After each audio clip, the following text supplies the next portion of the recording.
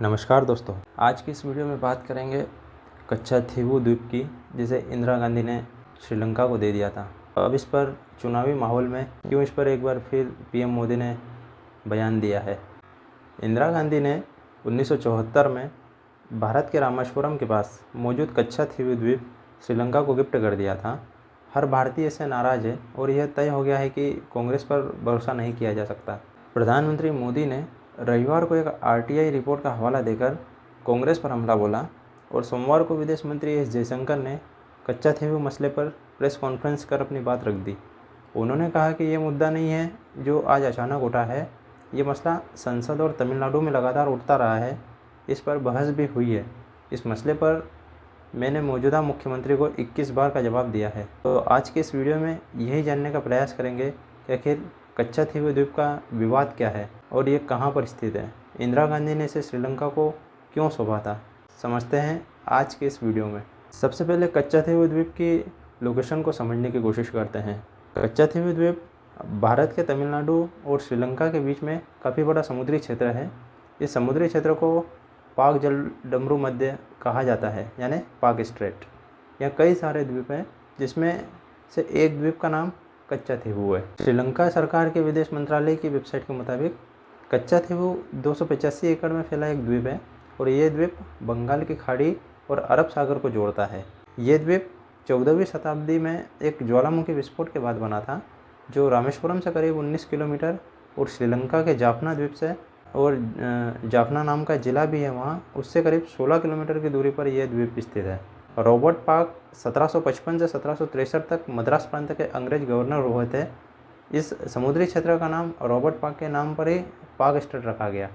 इसी कच्छाथीवू द्वीप पर ही श्रीलंका और भारत दोनों देश के मछुआरे जाल सुखाने का काम करते हैं। समुद्र के बीचों बीच स्थित इस वीरान द्वीप पर भारत और श्रीलंका दोनों लंबे समय से अपना अपना दावा करते आ रहे हैं। 19वीं शताब्दी तक ये इलाका रामनाथ साम्राज्य का हिस्सा हुआ करता था। 17वीं सदी में रघुनाथ देव किलावन ने खुद को रामानंद साम्राज्य का राजा घोषित कर दिया था। 1902 में भारत की ब्रिटिश हुकूमत ने इस द्वीप पर शासन का अधिकार रामनाथपुरम साम्राज्य के राजा को दे दिया था। इसके बाद रामनाथपुरम के राजा यहाँ के लोगों से मालगुजारी वसूलते थे। वो अंग्रेज अधिकारी को इसके बदले में एक खास रकम भी देते थे। सन 1913 में जब भारत सरकार के सचिव और रामनाथपुरम के राजा के बीच एक समझौता हुआ, इस समझौते के मुताबिक कच्छाथीवू को श्रीलंका के बजाय भारत का हिस्सा बताया गया। लेकिन 1921 में पहली बार इस क्षेत्रों को लेकर भारत और श्रीलंका के बीच विवाद हुआ। उस समय द्वीप अंग्रेजों के अधीन था। अंग्रेजों ने इस विवाद पर इतना ज़्यादा ध्यान नहीं दिया और अंग्रेजों के ध्यान न देने के चक्कर में ही ये विवाद इतना बढ़ता चला गया। और इससे पहले दोनों देशों के मछुआरे इस द्वीप पर जाल सुखाने का इस्तेमाल करते थे। इंदिरा गांधी ने 4 समझौतों के जरिए श्रीलंका को सौंपा था कच्छाथीवू द्वीप। 1974 से 76 के बीच में उस समय भारतीय पीएम इंदिरा गांधी और श्रीलंका के पीएम सिरिमाओ बंडारनायके ने 4 समुद्री जल स्रोतों के समझौते पर दस्तखत किए थे। 1974 से 1976 के बीच में उस समय की भारतीय पीएम इंदिरा गांधी और श्रीलंका की पीएम सिरिमाओ बंडारनायके ने 4 समुद्री जल समझौते पर दस्तखत किए थे।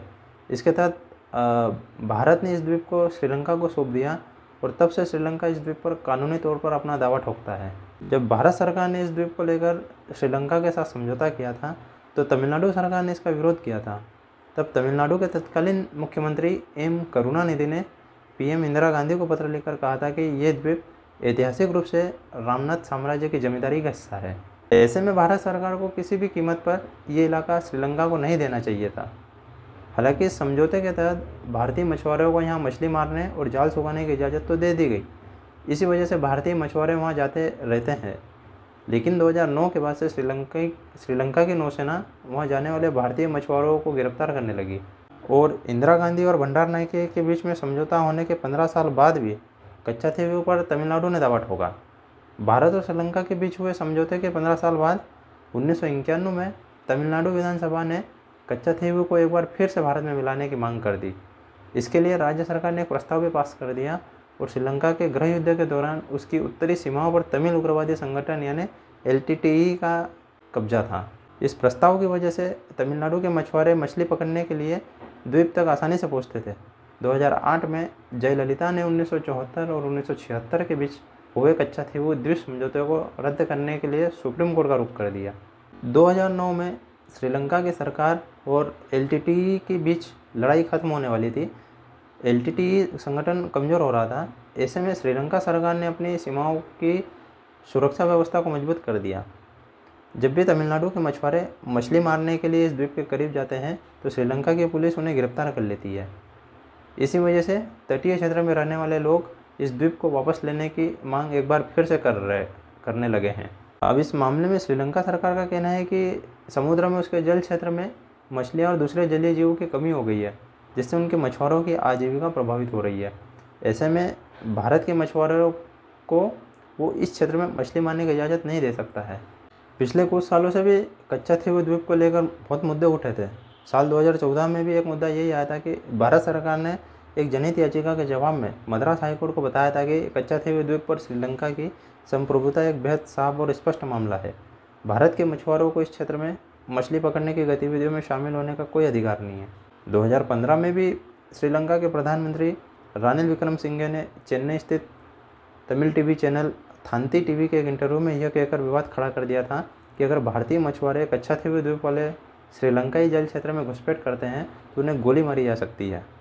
इसके साथ ही श्रीलंका के पीएम रानिल विक्रमसिंघे ने कहा कि आप हमारे जल क्षेत्र में क्यों आ रहे हैं, आप हमारे जल में मछली क्यों पकड़ रहे हैं, भारत की तरफ रहो, कोई दिक्कत नहीं होगी, कोई किसी को गोली नहीं मारेगा, तुम भारत की तरफ रहो, हमारे मछुआरों को श्रीलंका की तरफ रहने दो, नहीं तो आरोप मत लगाओ कि हमारे नौसैनिक मानवाधिकारों का उल्लंघन कर रहे हैं। पिछले वर्ष 2023 में भी एक मुद्दा उठा था कच्छाथीवू द्वीप को लेकर।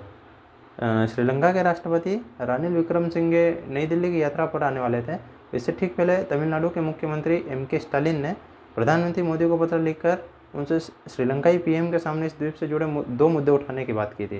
पहला, श्रीलंका कच्छाथीवू द्वीप को वापस करे। दूसरा, श्रीलंका के प्रधानमंत्री को बताया कि इस द्वीप से तमिल लोगों की जनभावना जुड़ी हुई है। इसी वर्ष तमिलनाडु में बीजेपी के चीफ अन्नामलाई ने कच्छाथीवू के बारे में जानकारी लेकर आरटीआई दायर की थी। इसमें लिखा था कि 1974 में भारत के तत्कालीन प्रधानमंत्री इंदिरा गांधी और श्रीलंका के राष्ट्रपति सिरिमाओ भंडारनायके ने एक समझौता किया था। इसके तहत कच्छाथीवू द्वीप को श्रीलंका को औपचारिक रूप से सौंप दिया गया था। रिपोर्ट के मुताबिक इंदिरा ने तमिलनाडु में लोकसभा कैंपेन को देखते हुए यह समझौता किया था। इस मुद्दे को उठाकर पीएम मोदी ने कांग्रेस को घेरने की कोशिश की है। कच्छाथीवू द्वीप पर आज भी हजारों भारतीय चर्च में बने प्रार्थना के लिए जाते हैं। हर साल फरवरी में रामेश्वरम से हजारों लोग कच्छाथीवू द्वीप पर बने सेंट एंथोनी चर्च में प्रार्थना करने के लिए जाते हैं। इस चर्च को तमिलनाडु के एक तमिल कैथोलिक श्रीनिवास पदयाची ने 110 साल पहले बनवाया था। 16 में मीडिया रिपोर्ट में दावा किया गया था कि श्रीलंका सरकार अब इस चर्च को गिराने की तैयारी कर रही है, लेकिन बाद में विदेश मंत्रालय के प्रवक्ता विकास स्वरूप ने स्पष्ट किया कि ऐसा कुछ भी नहीं होने वाला है। 2015 में बांग्लादेश के साथ हुए समझौते में भी भारत के 111 गांव बांग्लादेश में चले गए थे। 1974 में भारत और श्रीलंका के साथ कच्छाथीवू द्वीप को लेकर हुए समझौते की तरह ही 2015 में बांग्लादेश के साथ भारत का समझौता हुआ था। इस समझौते के तहत ही भारत के 111 गाँव बांग्लादेश में चले गए, जबकि बांग्लादेश के 51 गाँव भारत में आए। बांग्लादेश के साथ गांवों के बंटवारे को लेकर इस समझौते की बुनियाद 52 साल पहले पड़ी थी। 16 दिसंबर 1971 को बांग्लादेश आज़ाद हुआ और भारत और बांग्लादेश के बीच ज़मीन की अदला बदली का पहला समझौता 16 मई 1974 को होता है और बांग्लादेश की संसद ने इसे 74 को मंजूरी दी थी लेकिन भारत ने इस करार के लिए संविधान संशोधन की ज़रूरत थी। राजनीतिक विरोध के चलते यह संसद से पास नहीं हो सका। 2011 के तत्कालीन प्रधानमंत्री मनमोहन सिंह और बांग्लादेश की पीएम शेख हसीना के साथ एक समझौता करते हैं और इसमें भारत को 2777 एकड़ ज़मीन मिलनी थी, जबकि बांग्लादेश को 2267 एकड़ ज़मीन मिलनी थी। बीजेपी, टीएमसी और असम सरकार ने तब इसका विरोध किया था। 2015 में 100वां संविधान संशोधन बिल दोनों सदनों में निर्विरोध पास हो गया और 6 मई को राज्यसभा में और 7 मई को लोकसभा में पास हो गया। 6 जून 2015 को भारत सरकार और बांग्लादेश के बीच समझौता होता है।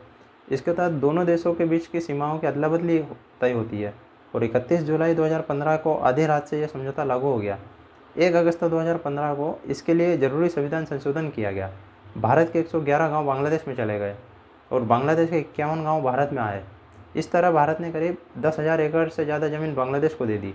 अब अभी जो ये मुद्दा उठा है कच्छाथीव द्वीप को लेकर, मेरे हिसाब से इसमें सरकार को मछुआरों के हित को ध्यान में रखते हुए आगे की कार्रवाई पर कार्य करना चाहिए। कुछ ऐसा काम नहीं करना चाहिए जिससे दोनों देशों के बीच आपसी और वैश्विक संबंध खराब हो। और कच्छाथीव द्वीप को लेकर जो भी पुरानी सरकार ने कार्य किए हैं या वर्तमान सरकार वर्तमान परिस्थिति को देखकर अगर जो भी फैसला लेने की कोशिश करेगी वो देश हित में होने चाहिए, ना कि दोनों देशों के बीच ऐसा कुछ टकराव पैदा हो। अगर आप इसी तरह की खबरें और न्यूज़ देखना पसंद करते हो तो मेरे चैनल को लाइक और सब्सक्राइब ज़रूर कीजिए। धन्यवाद।